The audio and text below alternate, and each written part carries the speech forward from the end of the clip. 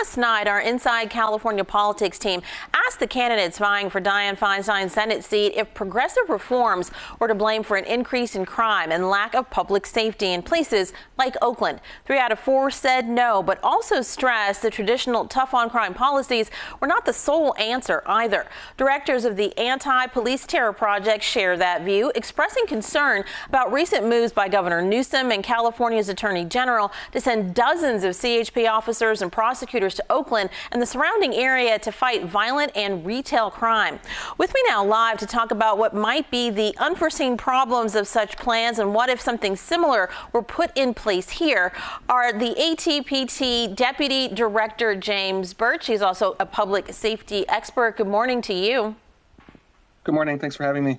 Definitely. Thanks for being here. The 120 additional highway patrol officers representing a 900% increase in CHP personnel in Oakland probably sound like a good idea to Kaiser employees just recently warned not to leave their buildings at lunch, In-N-Out workers whose restaurant closed there thanks to a plague of various crimes, and store owners across the area who say they're repeatedly stolen from. So what's one of the pitfalls of this plan in your opinion? One of the pitfalls of this plan is it neglects what we truly need here in the city of Oakland, right?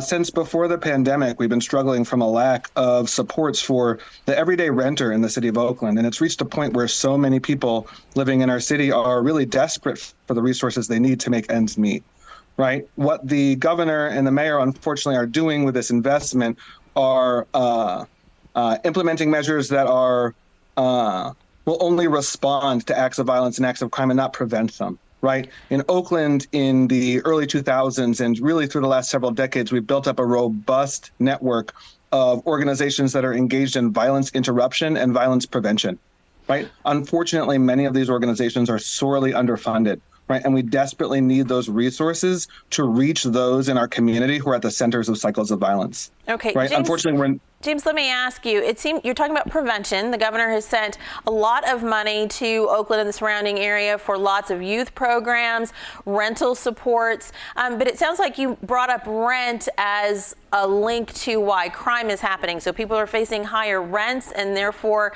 committing crime to get the resources they need. Is that what you're trying to say? I'm trying to say that people can't make ends meet. They can't keep food on the table.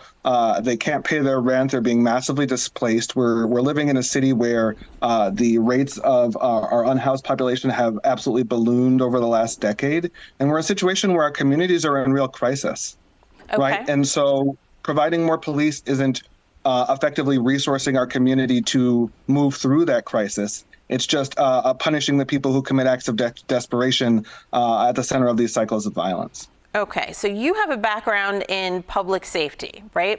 Full disclosure, I'm from Oakland, love the city, obviously. For folks who haven't been able to get their 911 calls responded to by a live person for lack of personnel, or who've been waiting for a permanent police chief to tighten things up, and now the city's being sued for wrongful termination by its former police chief, just having more feet on the beat seems like a huge part of the answer. I understand there's more than one answer, but why isn't more and saturating this way to get some help in that particular area of actual law enforcement? Why is more not better for you? Well, it kind of ignores the situation that we're in right now. Right now, we spend $350 million per year on policing. Right. And they say that there needs to be more responsiveness to acts of violence, to homicide and to robberies. Then it needs to be explained why our police spend 2/3 of their time responding to non-criminal activity. Okay. Right. That means that 2/3 of the calls that our police are responding to are for everyday actions. And yet they claim that they're under-resourced and cannot possibly respond to all the homicides and robberies that they're tasked with, which comprise about 10% of their calls for service. All right. So it's really difficult for us to understand why there's a claim that we need more officers when it's just really a matter of prioritization. When they have officers sitting at encampments, sitting in their cars, responding to calls for again, activity that's non-criminal, right? When the real priority should be for the police doing their what is stated to be their job, which is responding to acts of violence. They have the capacity to do so. They have the funds to do so. It's a matter of prioritization, and they're choosing not to. Okay. And so to send in James, an additional 120 officers, seems to ignore the problem of prioritization that we're facing at the local level. Last week, when the state's retail crime task force met for the second time, representatives from CURB, Californians United for a Responsible Budget, took issue with the $267 million the governor allocated to fight retail crime and pointed to what they refer to as undue panic about retail theft, leading to over-policing of Black and brown communities. They challenged the governor's crime numbers, saying the state's Public Policy Institute shows shoplifting is actually down. Do you dispute any of the stats the governor is using as he rolls out this program? He points to numbers that say violent crime is up in that area 21%, robbery up 38%. Robbery is definitely up in the city of Oakland. It's really important that we're careful with these numbers. Robbery is up and up significantly. Homicides have remained flat over after the spike that began in 2020 when the pandemic started. This year, auto theft, burglary, and larceny are dramatically down over the first 6 weeks of this year.